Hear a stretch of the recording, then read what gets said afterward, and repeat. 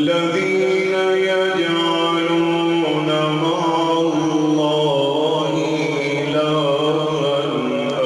آخر فسوف يعلمون